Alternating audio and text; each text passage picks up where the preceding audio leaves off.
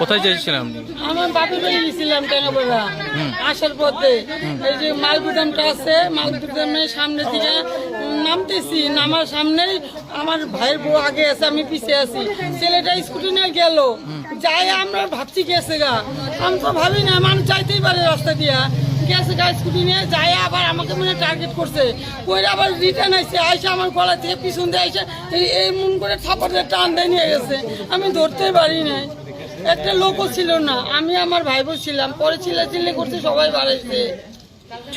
একটা ছেলে ছিল, এই যে স্পোর্টিং গেঞ্জি পরা ছিল, হেলমেট পরা ছিল, এই গলি দিয়ে গেছে। আমি একটা লোকের জিজ্ঞেস করছি, দাদা এরকম আমার গলায় থেকে সোনার চেন নিয়ে গেল, হার নিয়ে গেল, লোকটা ফোন দিয়ে গেল স্কুটি দিয়ে, ওই এই রাস্তায় গেছে, হসপিটাল রোডে, ওই ডেলি মার্কেট থেকে আসতেছিল। সোনা কত দামের ছিল? তাও তো হবো 1.5 ভরি, 2.5 ভরি হবো, 2.5 ভরি সোনার চেন। দামও কত হবো? হ্যাঁ, আমি তো দাম জানি না, এটা অনেকদিন আগে বানাইছি। নামটা বলো। আমার নাম চন্দনা সরকার। চন্দনা সরকার। ওটা মনে হচ্ছে ঘটনাটা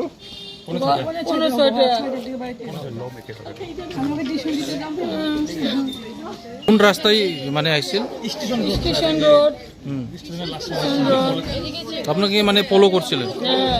মানে আমি আসতেছি, ছেলেটা গেছে স্কুটি নিয়ে গেছে, আপনি গেছে গা, যাবে গা, পরে আমার ফলো করে আবার রিটার্ন আইছে। আমি তো ভাবি নাই, পিছন দিয়ে আইসে, এইভাবে আইসে একদম গলায় টান মারে স্কুটি নিয়ে চলে গেছে। হেলমেট পরা ছিল মাথায়, আর আমিও মোবাইল ছিল ব্যাগের মধ্যে, আমি তো ফটো উঠাইতে পারি নাই। তারপরে আমি চিল্লি করতেছি, তারপরে এরকম হইলো আর কি। সন্ধিয়া টাইমত আমাৰ ঘৰত গৈছিল, ঘৰত অহাৰ টাইমত তেতিয়া আৰু এজন লগ ইফালে গৈছে, ঘৰৰ পিছত দেখা পাইছে, দেখা পাই পিছত গলাৰ পৰা ছিঙি কিনে লৈছে।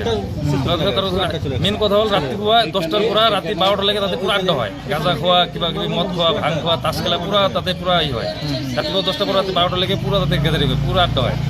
কিন্তু মানে জায়গাটো পুৰা বেয়া হৈ গৈছে জায়গাটো, আৰু তাতে লেতেৰা আৱৰ্জনা, তাতে বহুত মানে মানুহ যোৱাই নাযায়, এনেকুৱা অৱস্থা হৈ গৈছে। মানে কোনটো জায়গাটো? যে ৰেলৰ প্লেটফৰ্মৰ 1 নম্বৰ প্লেটফৰ্মৰ লাষ্টৰ মালগুদাম, মানে তাতে পুৰা মানে যা তা অৱস্থা মানে তাতে। তাহলে পুলিশ পেট্রোলিং নকরে নাকি? পুলিশ পেট্রোলিং লাগে, আর পুলিশ পেট্রোলিং নিদিয়ে। এদিন পুলিশ পেট্রোলিং দিছে, পুরা সব পলাইছে, মানে পুলিশ আহিব লাগে তাতে।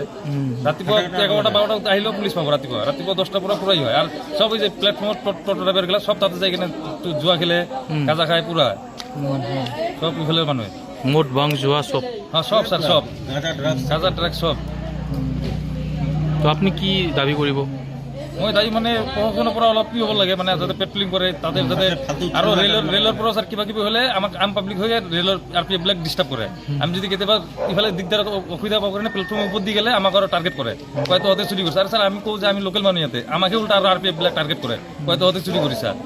মই এনেকৈ এদিন মোক নিজকে এনেকৈ কৰিছে, নামাৰ পিছত পেট্ৰল প্লেটফৰ্ম দি যাই আছোঁ, মোক উল্টা RPF উৰাই কিনে মোৰ নামত কেছ বনাই দিছে।